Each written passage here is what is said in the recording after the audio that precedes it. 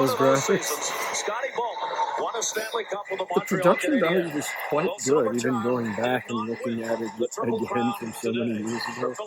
With that iron ore pouring down kind of explosion graphic, that reeks of the cheese, man. Hey, how's it going, everyone? And yeah, I think one thing that we all do if we are supporters or fans of particular sports teams, it's not uncommon for us to go back and fire up the time machine via the internet. Now, you can harness the power of the internet, and there's so much that's out there, replays from old matches, games, series that you remember fondly. So I think we all like to go back and look at those moments, relive them, where in a team that we root for vehemently pulled out a major victory. You kind of associate certain, moments, the timeline of your life, if you're a big sports fan, with maybe great triumphs or heartbreaking defeats. I think it's just kind of something that we do. But I also like to, and it's even less stressful to do this, right? I really like to do this even more so, actually, just go back and think, remember this series? Let's see if I can find that, pull that up on the internet and relive it and watch it and sort of look at it through a different lens from decades later, and sort of analyze what you're looking at, or how you can think about it differently many years after the fact. And one of the ones that I don't know why I just wanted to go back and watch it was the 97 Stanley Cup Finals between the Philadelphia Flyers and the Detroit Red Wings. And that series did not go as I think many of the pundits had anticipated that it would. Certainly, I can recall back in the day being kind of shocked and really disappointed by just what a non-series it was. I mean, it was a complete sweep, 4-0, and a sweep in utter terms. I mean, it really was never a point in time during the series where you thought the Flyers had any sort of chance whatsoever. And why that was surprising is, those were those big bad Flyers with the Legion of Doom, and I love that forward line. It's one of my favorites from the 90s. Johnny LeClaire, Eric Lindros, and Michael Renberg was just, and they captivated the league. They were just scoring goals left and right, big power forwards, skilled players too. That team was pretty loaded with other players. I mean, Paul Coffey was on that team, Rod Brindamore, right? So a bunch of different guys. It's crazy to go back and look. You kind of forget. I mean, that Flyers team had some problems in net with some average goaltending, Ron Hextall and Garth Snow. I always thought Ron Hextall was kind of an average goalkeeper. I know he has a lot of big moments. He did win a Vezina, I believe. But he didn't even make it to 300 wins despite all the starts that he got in his career. And, I don't know, he's just kind of a hothead back there in net, kind of an inconsistent player in person and his actual life because of just his temperament. And man, the goaltending situation was a mess in that series. But really, that wasn't the problem at all. Anyway, you do these rambles, they're very disjointed. Just as a kid in 97, I remember, loving that Flyers team. Of course, living in Boston at the time, like, your main team is the Bruins, obviously, but playing the sport as well, like my friends, my brother, you're just hockey fans. And I think in a lot, so you're interested in all the top players and teams, and you just love the history of the league, all the logos, uniforms, colors. You love hockey, right? So, yeah, I was a Bruins fan, but I was like cheering hard for that Flyers team. And every year you'd find a team and players that, if your team wasn't in it, that whether it was like top American players you liked or top players from anywhere in the world, Just a franchise or a team a certain year that you had a soft spot for, whatever the case may be. And it was hard not to, like, really kind of fall in love with that Legion of Doom line. Especially, like, Johnny Leclerc, one of my favorite players of all time. And Big E, like, Lindros was amazing back then. You can't deny it. I know, like, he had attitude problems as well. Some people didn't like him. He never won a cup, so his career, you could think of it as what could have been. And, you know, maybe some of those attitude issues, you could say that they were true with Lindros, especially in that series. I felt like he was, I don't know what it was about that guy. He was like so big, so fast, so good with the puck, so powerful. It was like nothing that he couldn't do. But it seemed like he was kind of phoning it in out there on the ice a lot of times. Like, and I don't know why it was. It's like it's not his fault, just his demeanor, something about him. I think a lot of people thought that, and he probably couldn't help it. You know, sometimes it's just how we sound or look. Our sort of body language, we get judged for being something. Lindros was like, I mean, you know, it's not like he didn't give it his all out there, and he was a power forward who would, like, lay a hit on you. Like, he could, no stranger to a good body check. So I don't know. It just seemed like in that series, going back and I've just watched, you know, kind of binge watched over the past couple of days the 4 games. I don't know why, because I just wanted to remember how lopsided it was, and it really, even more so than I remember. That must have been so damn frustrating because for Philadelphia, because they couldn't get anything going the whole time. And I just remember at that time thinking, yeah, well, this is the team. This is going to be a team that can win a few cups, and it ended up being the fact that that Detroit dynasty was kind of born that year. And, you know, under Scotty Bowman, they went on to win 2 more, and then 2 more the next decade. Different coach, Babcock, nobody liked. But yeah, it was like, looking at it, there's some kind of variation of some neutral zone trap that they're using.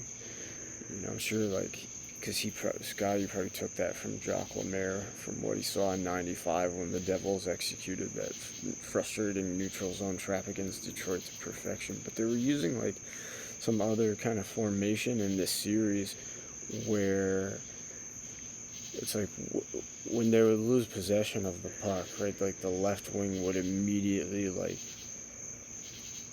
race back to in order to be able to cover like all 3/3 of the ice. You would come back and form like a trio basically with the left and right defensemen. And it was like Philadelphia couldn't figure that out. They were kind of running this trap and this left wing lock, Detroit was. And it just seemed like Philly's breakouts were non-existent. And when they got into the neutral zone, they were so bogged down. That lock baffled them. And a lot of times, it's just, you look at it and it's like they've got nowhere to go in the neutral zone, and it's just these desperation dump-ins where Detroit has numbers back, right? And they could not get on the forecheck. There was no way they could get back to kind of aggressively attack and retrieve that puck.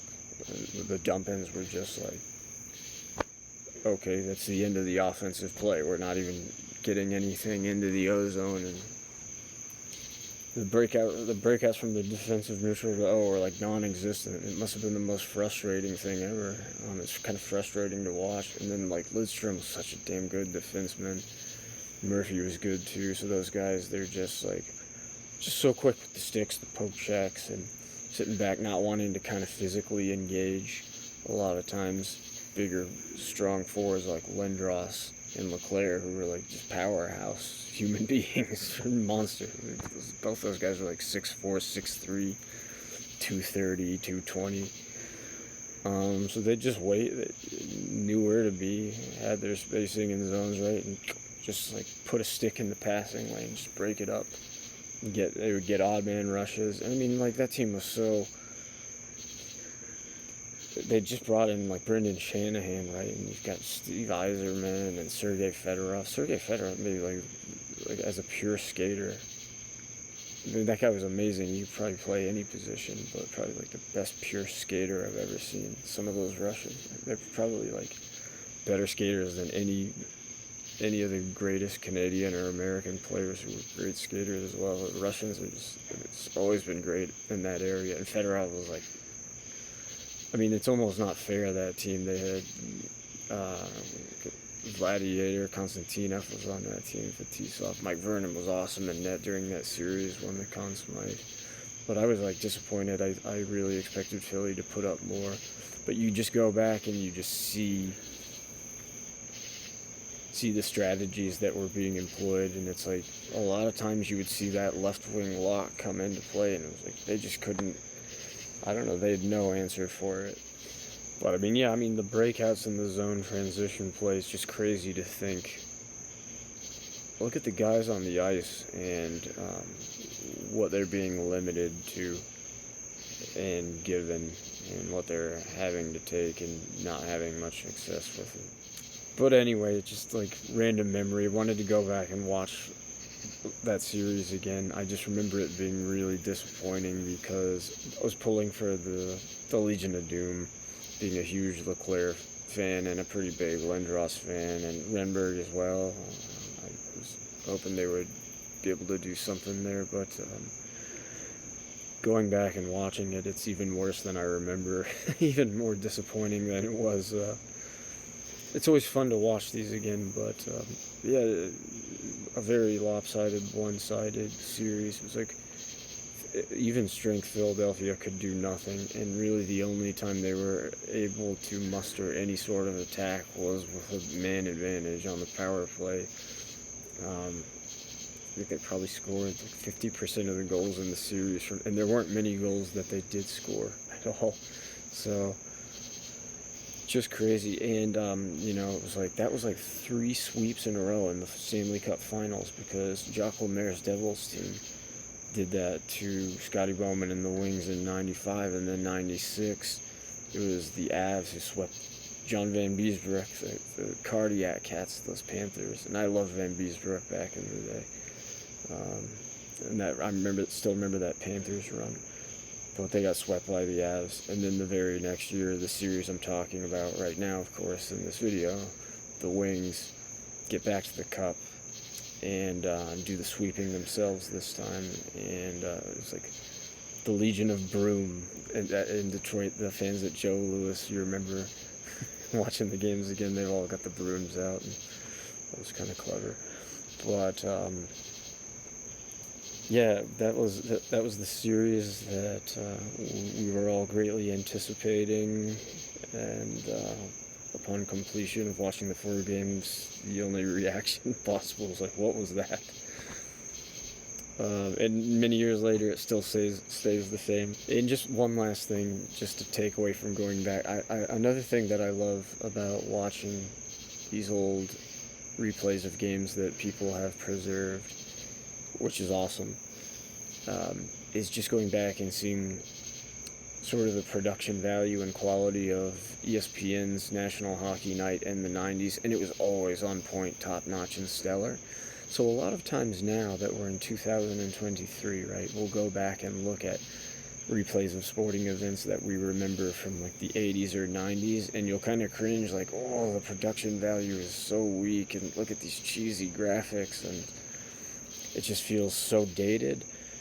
But I must say, like, when you go back and watch the 90s production value of ESPN National Hockey Night production, it's so good. It's so on point and top notch, and it doesn't feel that it's aged too much at all, even when you're going back and watching something from the early, mid, or late 90s. So it was just a magic about the way they covered the sport, and that's why I was so happy when they reacquired the rights to broadcast the NHL just a couple of years ago, and have brought back, a lot of the same personalities, same guys and gals you remember covering it back in the day. They're just a little bit more gray now, but they're still there. And it's just like there's no better tandem. There was no better duo in the booth than Gary Thorne and Bill Clement calling hockey games back in the day. And Steve Levy, Barry Melrose, Darren Pang, Linda Cohn, all the people involved. And you go back and look at them on these productions from back then. They're younger, but it's great to see them still around now doing what they love. And the only thing that I thought was cheesy, and I'd totally forgotten about this, but when you go back and kind of watch some of these, and for that 97 Stanley Cup, the classic ESPN hockey night music, and they're still using it, right? But a couple of times in this series when they're coming back from commercial break, and you'll see like the skyline of Philadelphia or Detroit there, it'll be like, it was like this cheesy graphic that looks incredibly dated would pop up with like flames and an explosion, like Stanley Cup playoffs, Game 4, and just kind of like explode. It just looks so amateurish. Like, I'm trying to think of some like rudimentary, basic, old school type of video editing program. It looks like something way worse than anything you could even do in iMovie now. So that's funny, and when you see that again, you remember it. But otherwise, it's crazy to get back in that DeLorean and that time machine and look at all these games for just analyzing the tactics, listening to all the great music, appreciating the personalities, covering the game, and just kind of looking at and comparing the broadcast and production value compared to today. And it was still so good back then. That's my final takeaway from a very forgettable series, which still has a place in my mind, and I just wanted to go back and watch it again, and enjoyed doing so. Anyway, talk to you later.